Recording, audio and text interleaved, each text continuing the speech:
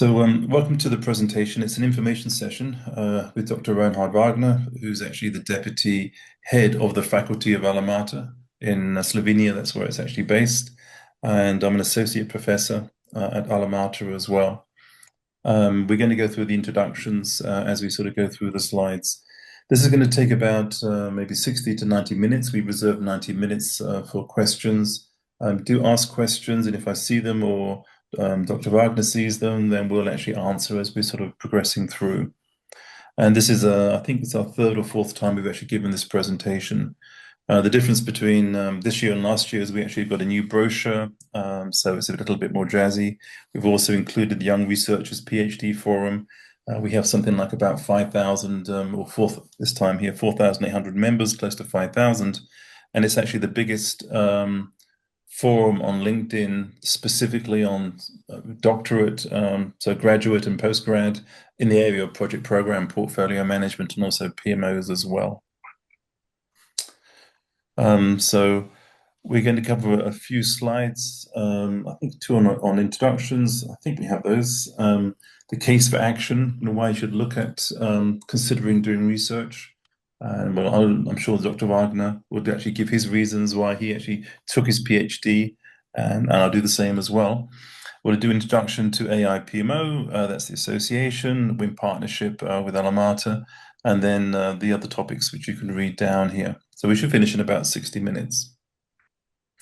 So for myself, I'm British and Swiss. I've always enjoyed the challenge of understanding things or trying to understand things.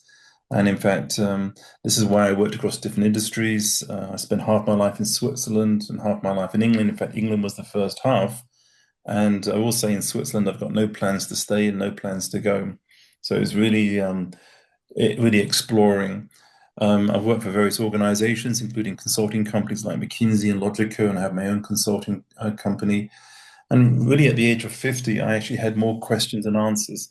And I think this is true for a lot of people, that when you work in business, sometimes you feel that they're actually doing things that are counterintuitive. And actually, that's why I was very lucky to meet a few academics or people that suggested, why not look at a PhD? And so I took my PhD at 50 years old. I left a well-paid job, and in fact, I enjoyed it so much, I left and did it full-time for 3 years. And I set myself a target of actually publishing, not just by writing a manuscript. And so I published, I think it was 6 papers and also 3 book chapters. And so I really enjoyed that sort of journey of exploration. And I was very lucky as well to have Professor Rolf Muller, who's one of the top professors in the field for this. I've worked on standards for PMI, for our own standards, my PhDs on methodologies, and also for the British government. I was working on the predecessor for Prince too, so that's really sort of my area. With AI PMO, the Association of International Project Management Officers, I set this up with a few others in 2015. And really the aim of this was to help to actually understand why projects fail and what the role of the PMO should be and how can it actually evolve and is contributed towards success. Failure is very painful, and in fact, I've seen, and part of the reason I set up AI PMO when the CFO and CEO of Zurich Insurance committed suicide because they couldn't meet the targets, and a lot of it was down to the portfolio, the people running it, the PMOs, etc. And so there's something I thought maybe I can do something about with a number of others. And this is why we actually do set up AI PMO, why all of us look into research to help improve people's lives and outcomes as well. So that's a little bit about myself. Dr. Wagner, so let me go back, sorry. Coming back to you. We look a bit like we are brothers. We are not. But I'm also now nearly, July, it will be 40 years of experience in leadership and especially in the project environment. Or I call myself a pracademic because I'm with one leg in industry, mainly in German industry like automotive, energy, and others, where I help and consult on project program and portfolio management issues.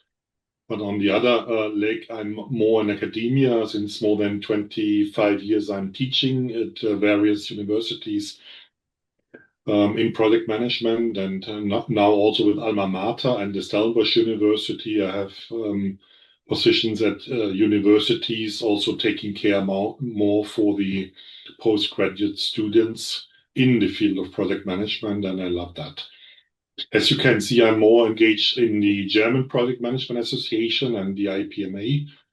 That's one part of my, let's say, experience. Also working on standards like the national standards and international standards, and I always have researched that area also.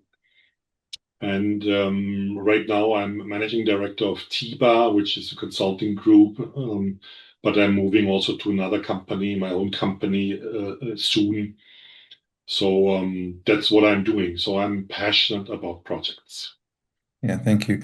In fact, you actually do see a common theme between Reinhard and myself and the other practitioners as well, or practitioner academics. We all enjoyed the applying things, but we want to understand more. And as you understand more, you apply, you test, you improve, but we want to teach and share the information. And for our students, I have PhD students, and Reinhard has the same. I can't call you Reinhard rather, Dr. Wagner.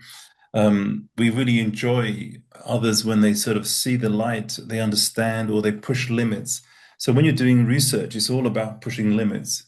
Sometimes in companies they don't appreciate that. In fact, in my career, I've always pushed limits from a young age.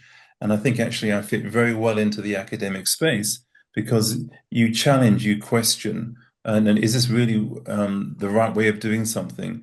And I think for probably a lot of you are in that similar position where you want to see how can you increase your impact? What more do I need to understand? How do I go about doing it? And then afterwards, and we actually were describing afterwards, in fact, what we do is both the academic and the practical side and applying, which is a very nice position to be in. So hopefully that some of you would choose a similar journey to ourselves. So a case for action. So this is a very nice quote that I saw from the dean or president of Harvard University. So if you think education is expensive, try ignorance. And in fact, you can see what's happening in the world with some of the politics and things like this is really countries and industries and organizations that have people that are well educated.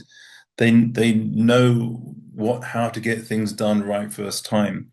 And that's also in Switzerland, we have actually the highest number of patents per capita, the highest number of PhD per capita. And I've seen the difference of working in England to working in Switzerland. I had to really improve myself coming here and then working for some of the top consulting companies. You don't stop there, you keep going. That's why I did my PhD afterwards.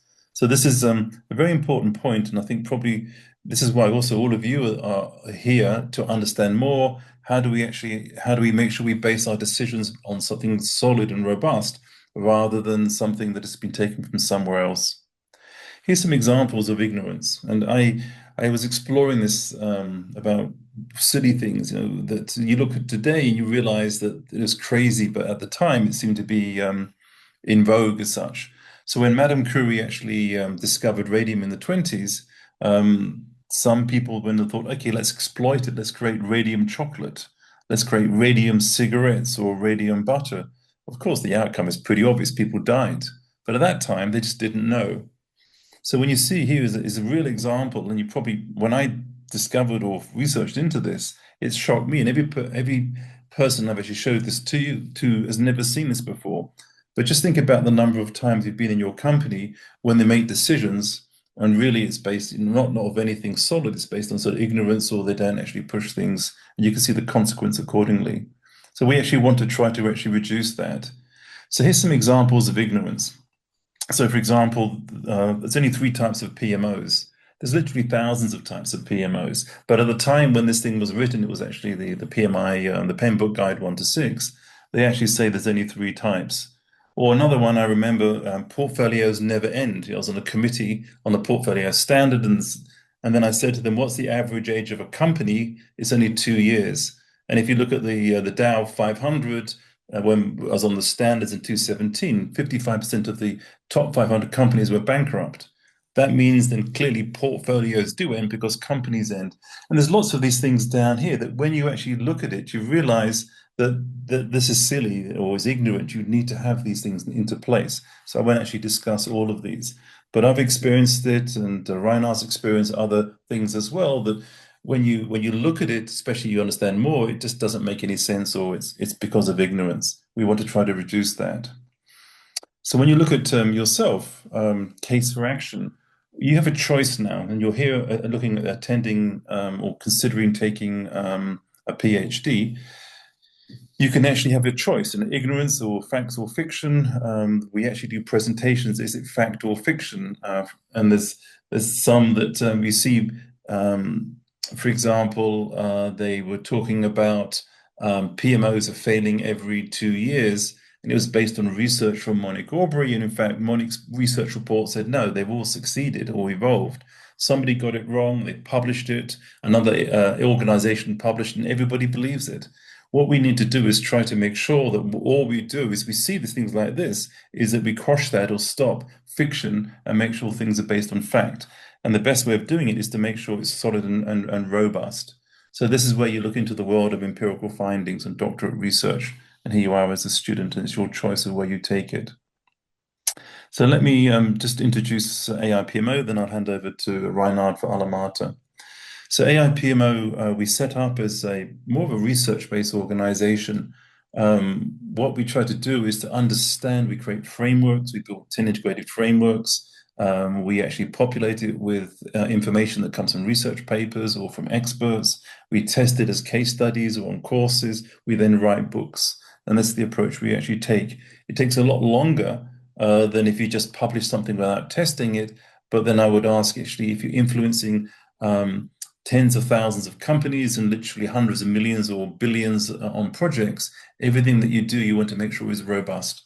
So this is our vision. We never changed it since the beginning. We want to put the building blocks into place for PMO management. So in other words, it's a domain like project management, program management. A project's an entity, a PMO is an entity. You have to write around a domain, hence the term PMO management. So it becomes a recognized profession. This is the same as well with project management as well. They're looking also to become a recognized international profession. The reason why we exist, this is the mission, is to advance the theory and design of implementing, and it's not single PMOs, but high-performing collaborative PMOs.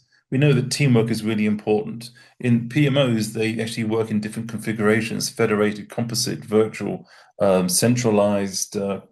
So it's actually designing that so they work well together. I've been in many situations over 30, 40 years, and a recent one where they had these federated PMOs, but they didn't talk to each other. And because they weren't allowed to talk to each other and they're keeping information secret within the different sectors, that is a problem. So we're trying to encourage the fact of PMOs working together so that you empower the individuals that then create the impact. How you do it is that we've created these set of frameworks. So if you don't have frameworks, it's like a building where you don't design it properly. So you could take the escalator to the second floor, you've got to move along it, the next escalator up. So it's a very much hodgepodge.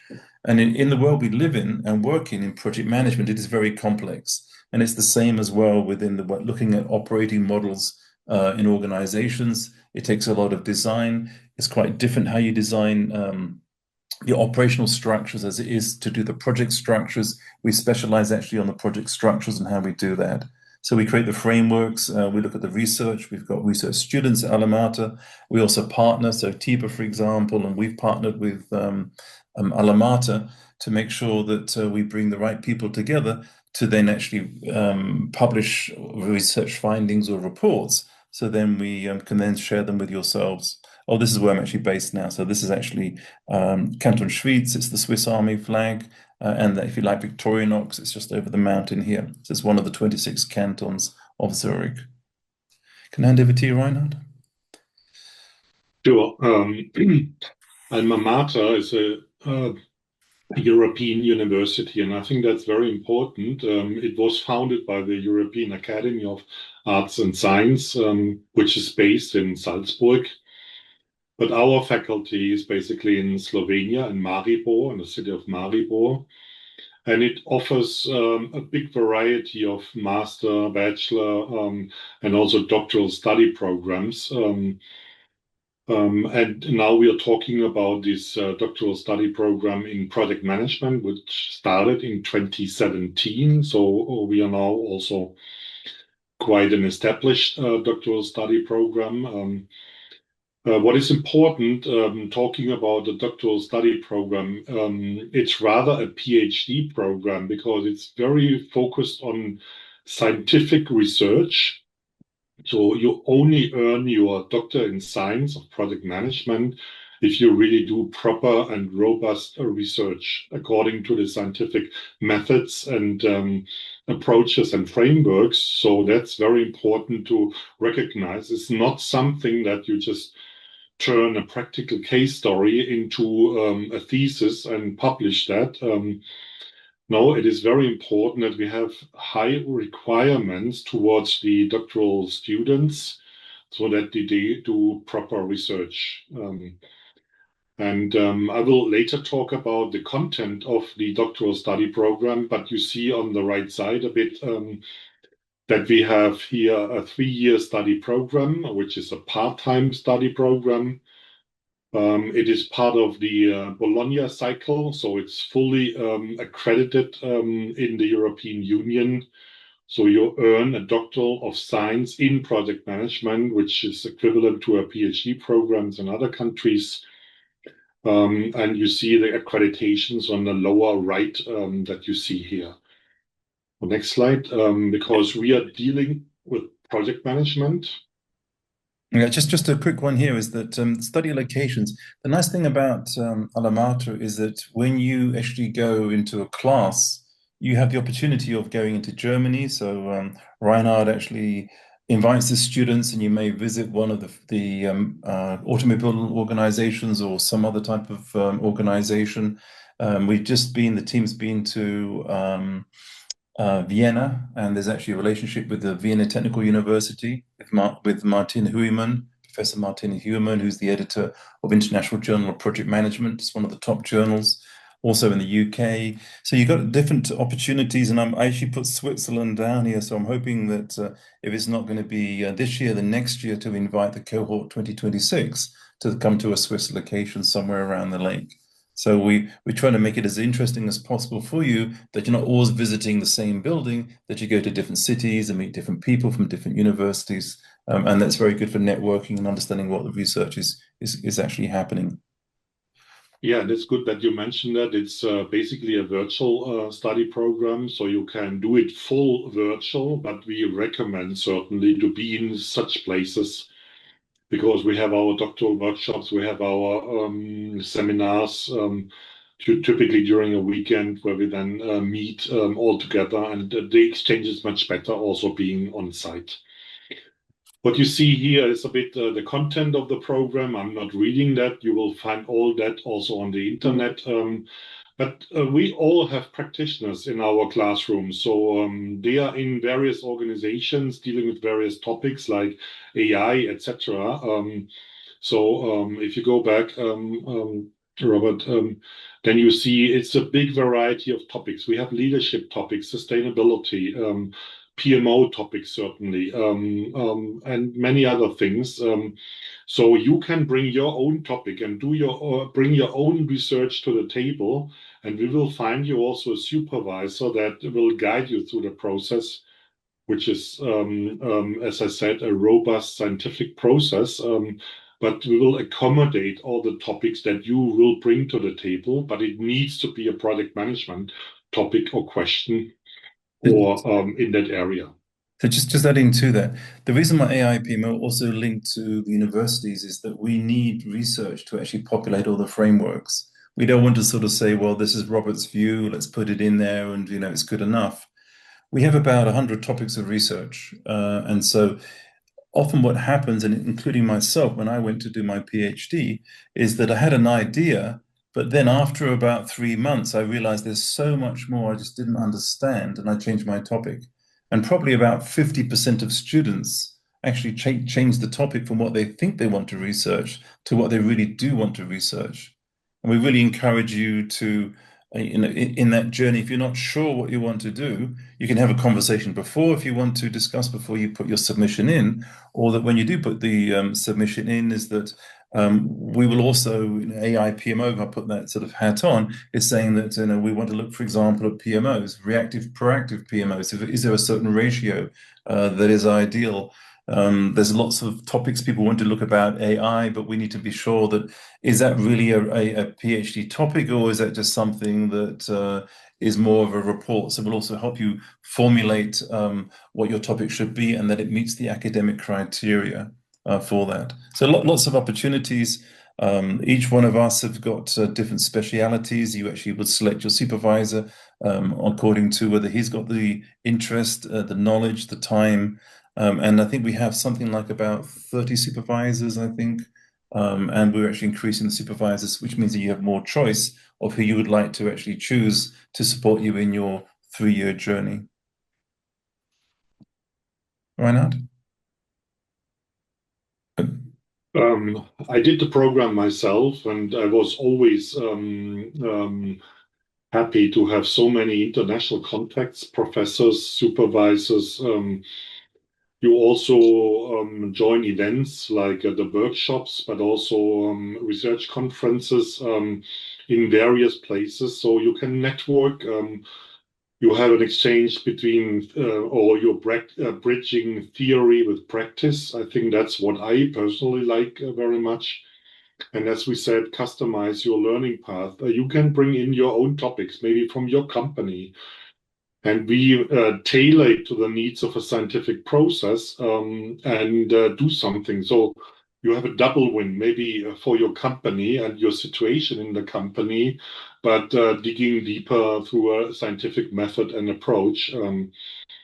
And I think that's key. So we have partnerships with universities, so that's more the accreditation path, but we also collaborate with partners like the AIPMO, with the PM Square Alliance and others, because I think for us it's always important to network and also to look into situations like that. So, Yeah. um, So yeah, when you're looking at researching, often people think, oh, it's academic, it's not applicable. I actually sort of think the complete opposite, where I understand far more now than I ever did before. I have answers to questions, and if I actually have questions, I'm able now, because of knowing how to do it, is to actually answer those. You'll also see a lot of things as well that you just took for granted. You realize, okay, that's not right. For example, you hear the term best practice. If you know David Snowden's framework, decision-making framework, the Conniving framework, best practice is when it's only simple. The things that we do in research is complicated and complex, different approaches. You learn all of this and how you do the analysis and how you go through a whole rigorous approach.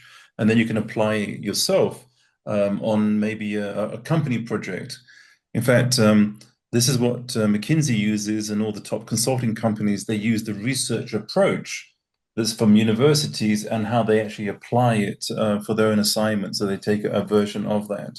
So this is really useful if you want to get into a top tier 1 consulting company. Reinhard? yes. And what you see here is a bit how can we accommodate you in your specific situation. I think, as I said, most of our students are part-time students because they have a full-time job. So we typically accommodate our workshops to be starting in Friday afternoon and ending on Saturday or Sunday. Sure, it is a time effort that you need to bring also to the table. You need to invest in your career and this step. But again, you can combine your professional situation with this academic situation, and we will support you in all these options.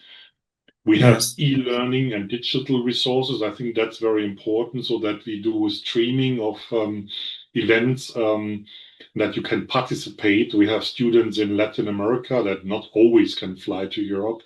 So this is all optional and possible to be combined. Robert? Yeah, we try to be as flexible as possible in this.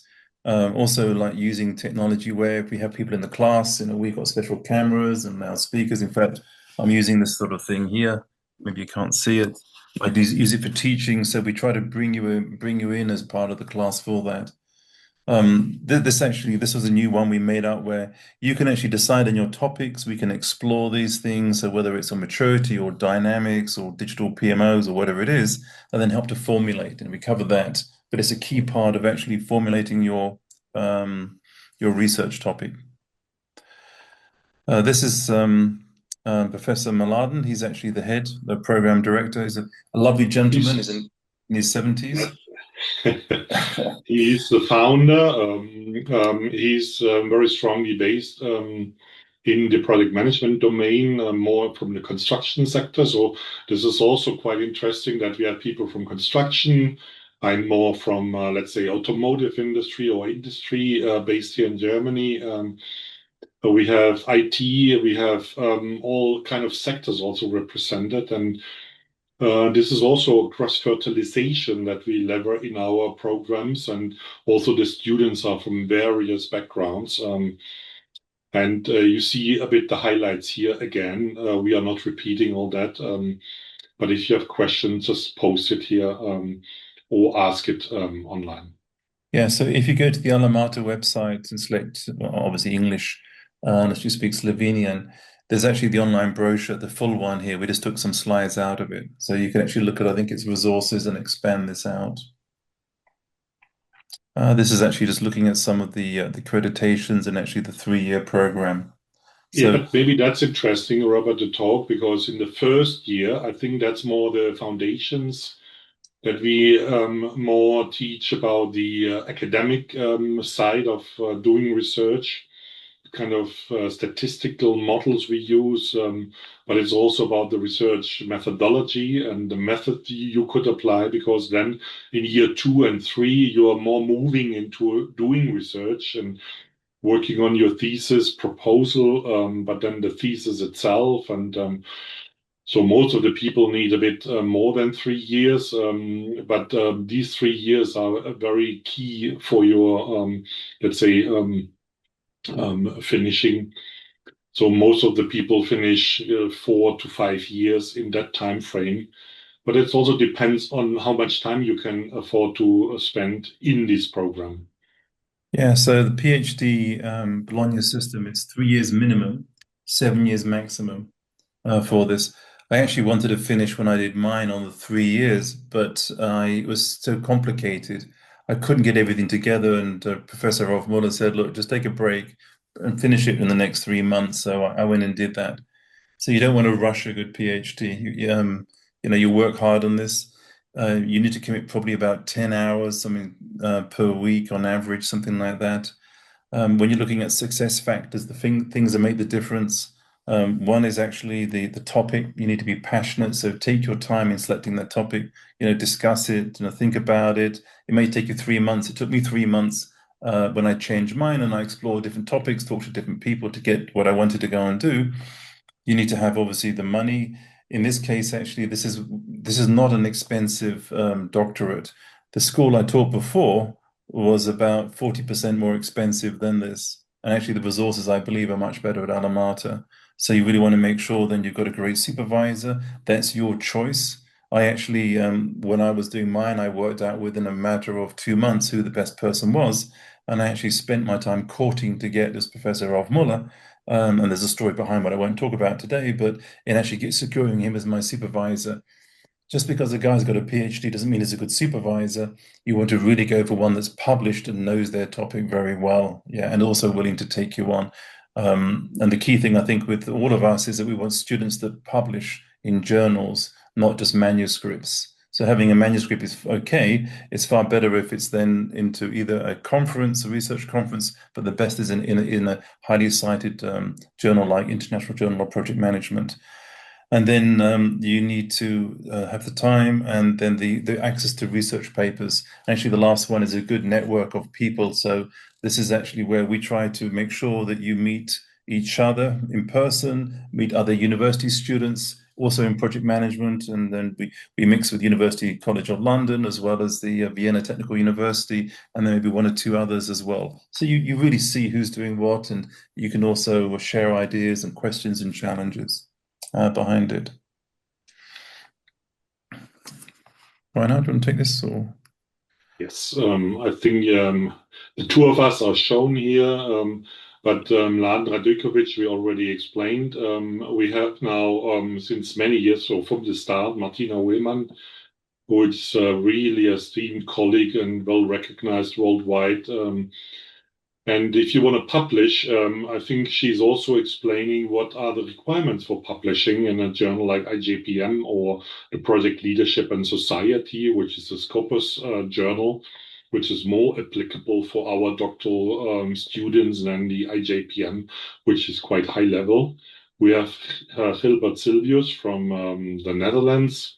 He's well known in the area of sustainability. He's also well published in that area and also supervising our students who have their interest in the domain of sustainability. And new is Efrosini Constantinou. She's from the UCL in London, working closely with Martina. She's more on the area of leadership and ethics and also philosophy, which is a quite significant area or domain in our research, because you also need to show what is your linkage to the philosophy, the theoretical side of your research, and she can also help you with that. And there are many others that are not yet here shown from all over Europe, but we also have from China, and we will add more in the near future.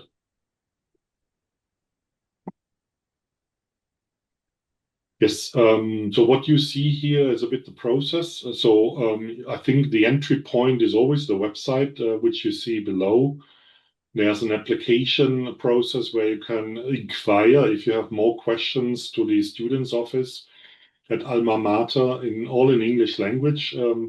Please select the language on the website you can choose between or among various. Then the tuition fee you see here, which is payable in installments. So Alma Mater is quite flexible on that. And there are also limited scholarships available. And I'm saying that because Alma Mater is not reaching out for everyone a scholarship or a deduction, but we have some opportunities, limited opportunities, where you do something for our community and then you can also get a scholarship on that. But you need to inquire that through the website to the official bodies here. The end of the enrollment process is end of September, so the last day of September typically. So now it's still 3 months to go for that, or 4 months to go. But now it's your time to get information, to inquire with Alma Mater, maybe to register with Alma Mater. So then you get additional information. But the enrollment end for the next calendar year is basically 30th of September. Yeah, we normally have about 8 people, maximum, I think 12 people. We have about 50 or so apply, and I say between 8 and 12 are actually accepted. Now with AIPMO supporting as well in the process, I actually get a lot of consultants, from the top consulting companies say they're interested in doing the PhD because they've got their masters. So we should have a very good cohort 2026. As I say, it is difficult to get in. Not everybody's accepted.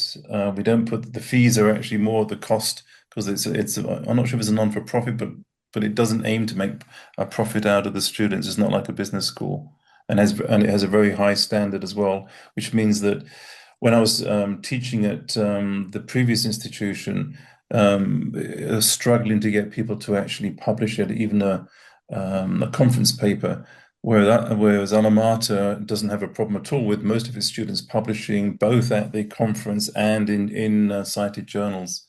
So it is a very good standard, and you'll actually appreciate it.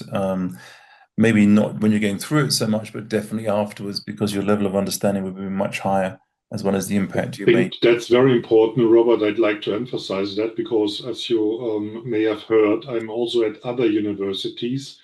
And even other universities are not that strict on scientific procedures or processes. And I need to explain them how we do it at Alma Mater.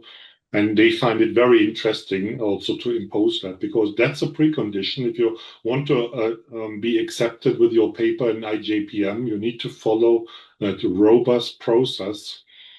And for us, that's foundational. And then it's much easier for you to also to be seen in the scientific world and be accepted in academic conferences like the IRNOP or the URAM or AGOS. They have very high standards, and you will make it through our study program there. Yeah, I mean, you have, say, Martina, for example. She will know you.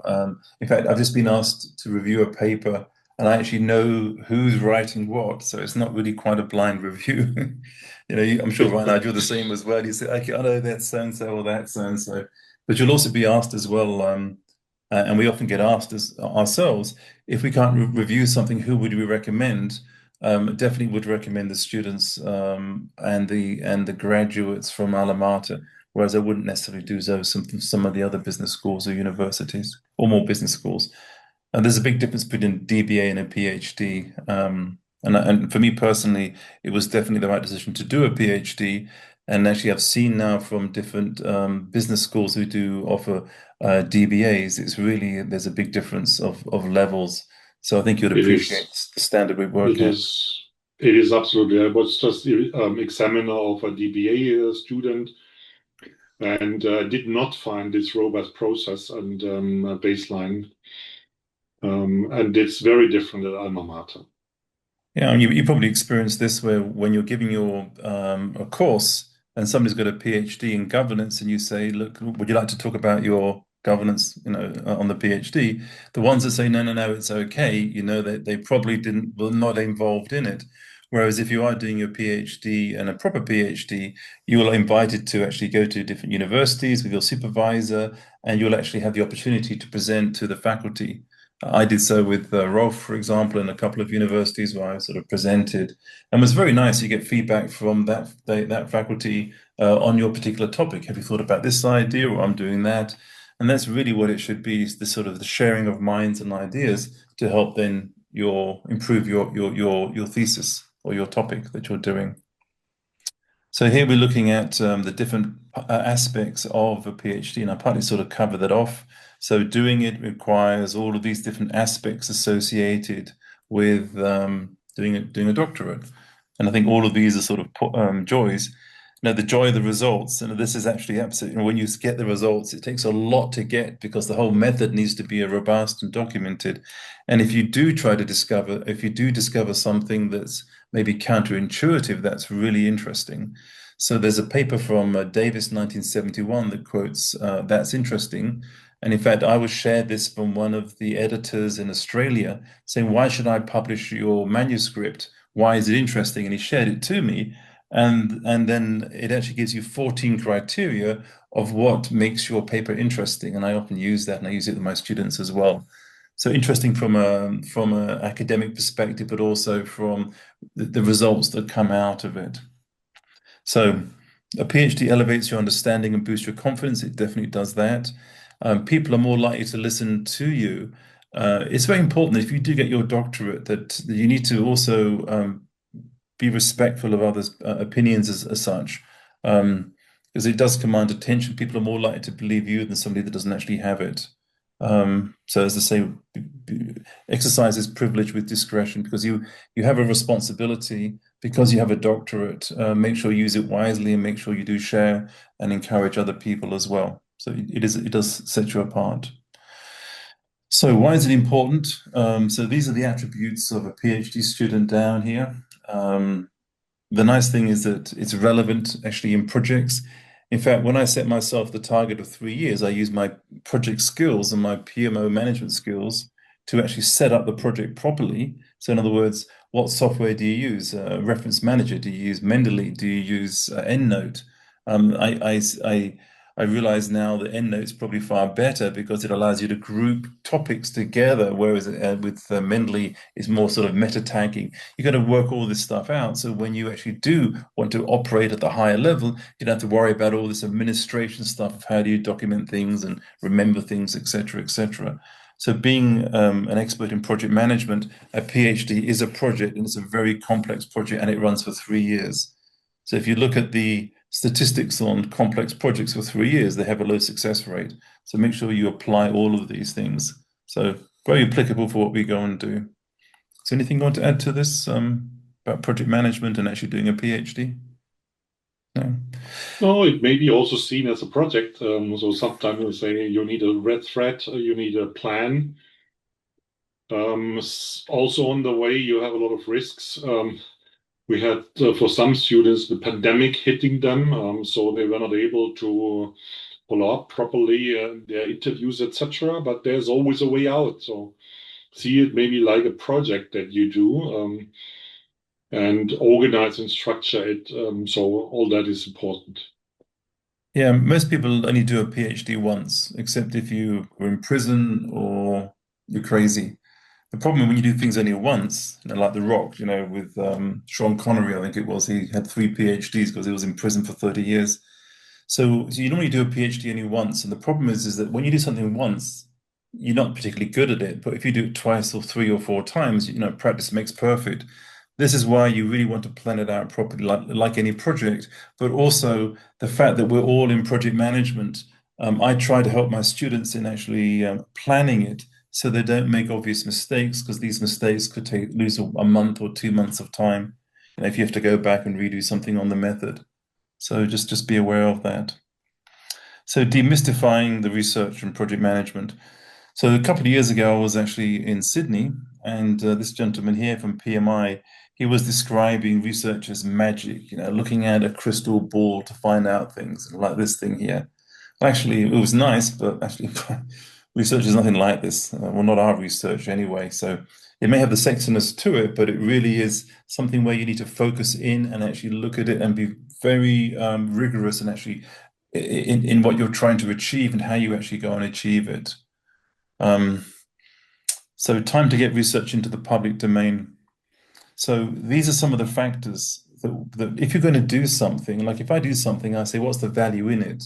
And I like to share ideas and I like to discuss. And in fact, when I did my PhD and I was trying to get Rolf, I wrote everything into an Excel sheet. I had 150 ideas. And he told me afterwards, actually just a couple of years ago, he took me because he had many students wanted him as a supervisor because he saw how much effort I put into actually the ideas behind it.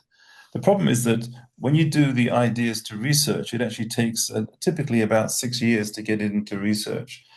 And with AI PMO is I didn't want AI PMO to write standards, on amateurs, just based on, just individuals. Like you wouldn't want to fly in an aeroplane that's designed by an amateur or a house that's not a professional.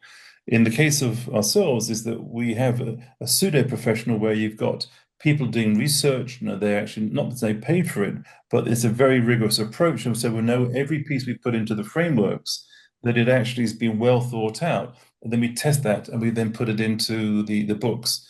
In fact, the shortest time that we've taken from putting research into a book is 6 weeks.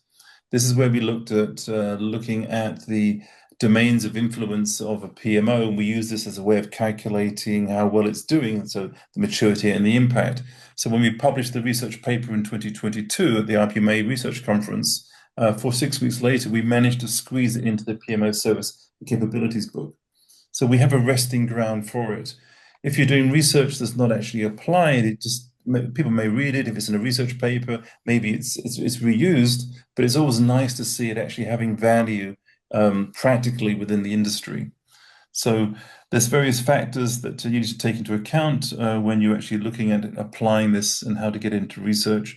AI PMO is one of the organizations, TIPA, for example, and there's others as well that will be interested in a research topic. And then, when you've got the research findings, then hopefully it can be applied. So here's some examples down here. As I mentioned, we got it down to 6 weeks in the books we write. So some of the challenges in social science research. So you don't really know what you want. This is the problem, is that you see something or you have a bias. So there was a lady that came on the course that wanted to prove, doing a PhD, that there's no such thing as decentralized PMOs. And it's because she didn't like the guy that was setting up a PMO in her company. She was in a centralized PMO, and therefore we had to change the topic because she had a bias. Others that don't really know what they want to go and study. Yeah, so it's all piecemeal. There's a lack of structure to it. Um, you need to take a scientific, well, in natural science, it's much more structured and systematic. We need to make sure it's the same as well with the way we go and do things. So we need to structure it. We're solving a research. There's different ways of doing it. And so that's an important aspect of this. Some of the challenges we have, you've got to be focused. Here's an example of a framework. And the reason I showed this one and one other one is that when I was at a previous place, which was actually the SBS Swiss Business School, they were going through the accreditation. And business schools, the university said, oh, business schools don't do applied research. It's more sort of practical, but it doesn't sort of constitute. And so what I showed instead of actually looking at research per faculty is that why not create a framework? In this case, I developed it. I was an external supervisor for this lady, Dr. Valérie Centeno, who's a brilliant French lawyer for the EU, but she's also a farmer. She's a very interesting character.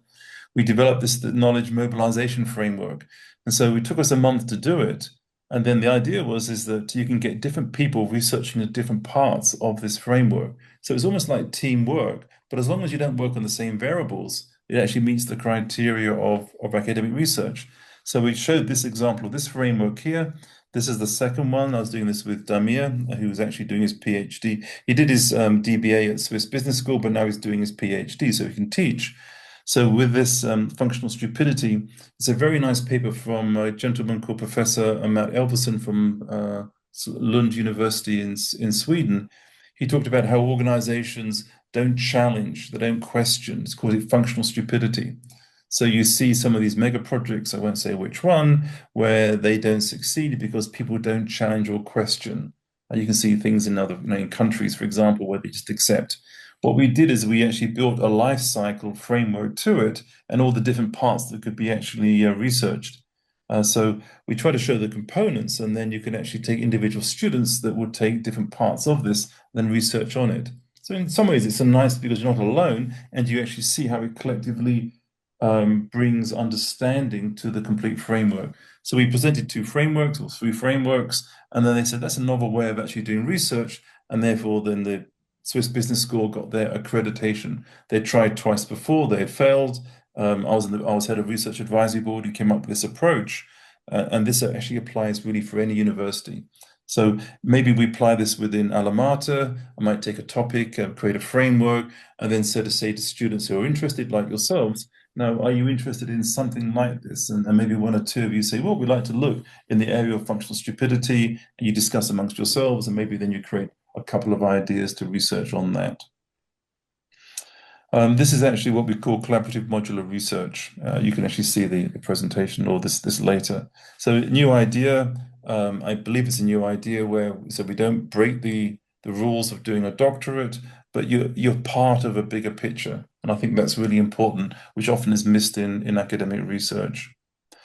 So this is actually how it works, collaboration modular research, and then actually describes the details behind it. So this is an idea that we're working on within alma mater. So what's our role, AI PMO? This is actually how we do, and I described it verbally. This is the first framework we created in 2015. It's the PMO lifecycle framework. In fact, it's the strategic lifecycle framework because it's got a strategy framework on top.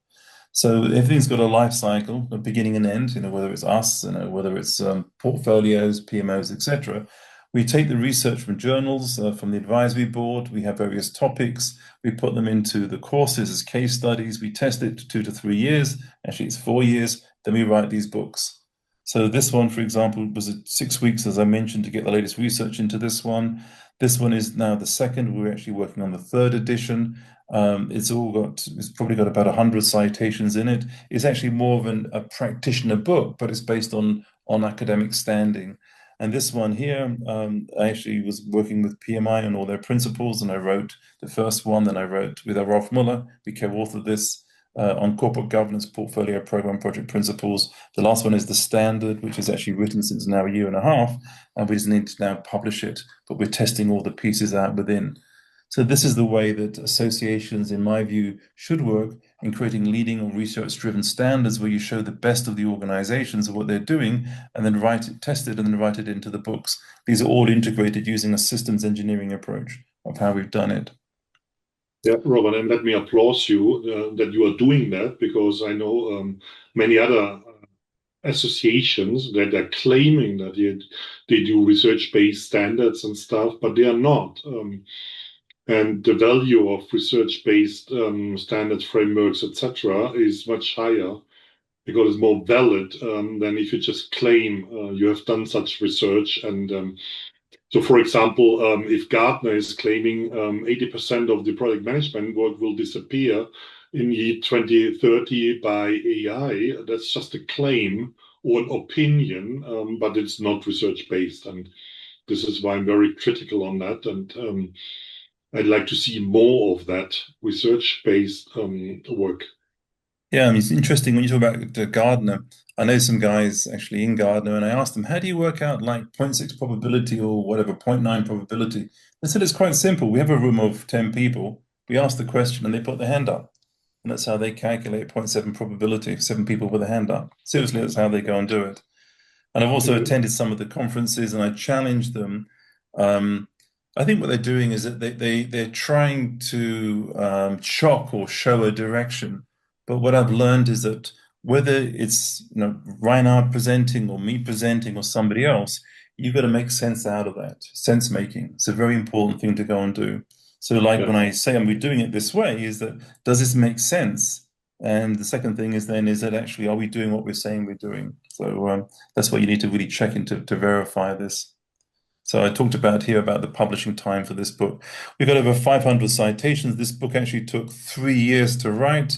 It actually won the contract at the biggest project in the world in the northeast of Saudi Arabia, and we used it to win the project, and we used it actually to build it. So it's actually there's actually frameworks in here. Every book's got frameworks, and they all link to each other. So I mentioned we got lots of topics to research. I think all of us has topics. So for us, we've probably got more ideas. I know Reinhard's got lots of ideas, and I have the same as well, and other ones. So it's really for you. You're lucky if you come in to then just talk to us and see what stimulates you, and then who do you get on with as a supervisor, because you will be working that topic for 3 years. So make sure that's what you want to go and do as well. This one, the accreditation, this is AI PMO and also Alamata. We are tightly integrated, with Alamata as also Tiber is as well as one of the partners. So we do research, we contribute to modular research that I was describing before, and then it's very nice when we can actually build collective teams of researchers as well, and be finding pieces of the puzzle. So PhD success factors. I actually did cover this for all the points. I think these are all the points that I actually mentioned down here.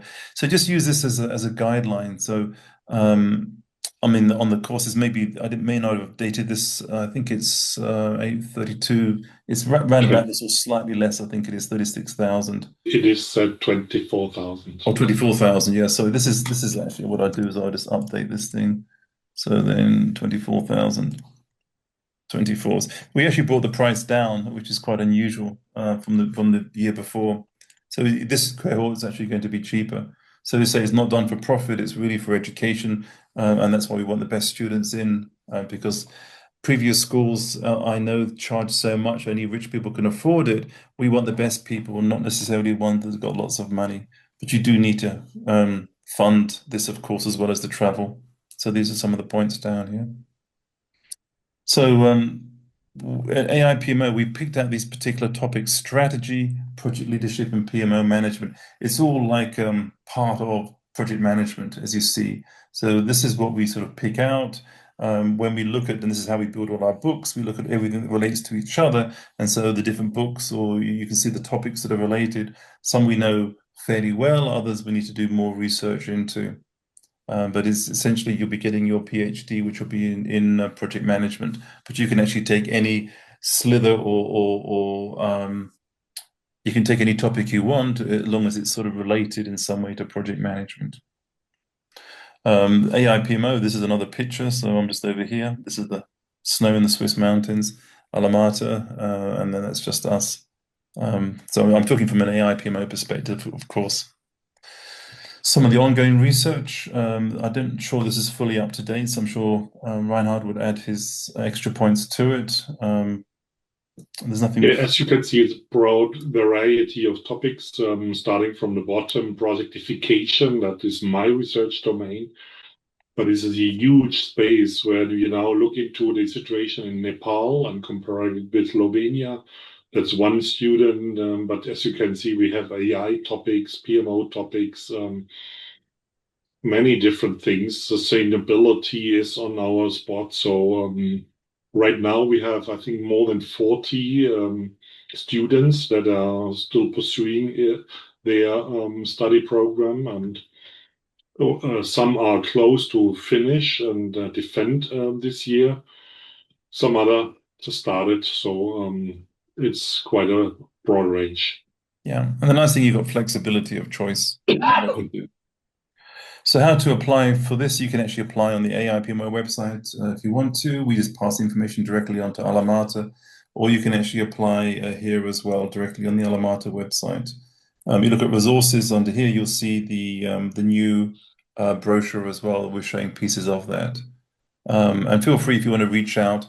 There was actually a WhatsApp group for people in general. They can talk across the different universities. If you're interested, just let me know and I can add you to that group.